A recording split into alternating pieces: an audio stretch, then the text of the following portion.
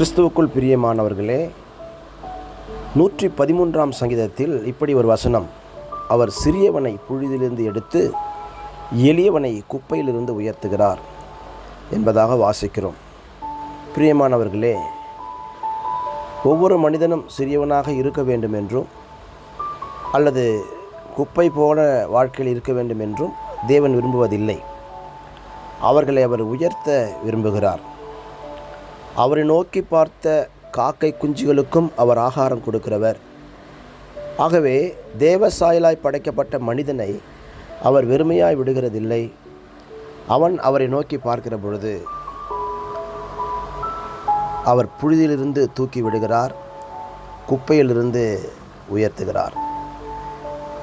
அப்படியென்றால் தாழ்ந்த நிலைமையில் இருக்க வேண்டும் என்பது தேவனுடைய சித்தம் அல்ல.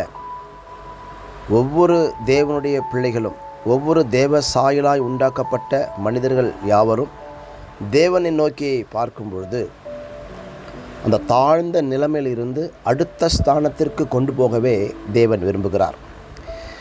ஆம் பிரியமானவர்களே, ஒருவேளை நீங்கள் இது ஒரு செழிப்பான உபதேசம் என்று நினைக்கலாம். இல்லை, அப்படி அல்ல. ஒரு தாழ்ந்த நிலைமை என்பது பாவத்தில் வாழ்கிற ஒரு காரியமாக இருக்கலாம், அல்லது ஃபினான்ஷியல் பிரகாரம் நீங்கள் தாழ்ந்த நிலைமையில் இருக்கலாம், அல்லது ஏதோ ஒரு அடிமைத்தனத்துக்கு உட்பட்டவர்களாக இருக்கலாம்.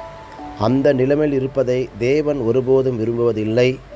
ஆகவே அவர் தம்முடைய சொந்த குமாரனை இந்த உலகத்தில் அனுப்பி அவரை நோக்கி பார்க்கிற யாவரும் ரட்சிக்கப்படும்படியான ஒரு வழியை செய்தார். ஆம் பிரியமானவர்களே, இயேசுவை நோக்கி பாருங்கள், உங்கள் தாழ்ந்த நிலைமை மாறும், தாழ்வான நிலைமை மாறும், பாவ நிலைமை மாறும், கட்டுண்ட நிலைமை மாறும், ஒடுக்கப்பட்ட நிலைமை மாறும். அவர் உங்களை உயர்த்தி கொண்டே போவதை நீங்கள் காண முடியும். தேவனுக்கு உங்களுடைய வாழ்க்கையை ஒப்பு கொடுங்கள். தேவன் உங்களை உயர்த்துவதை நீங்கள் கண்கூடாக காண முடியும்.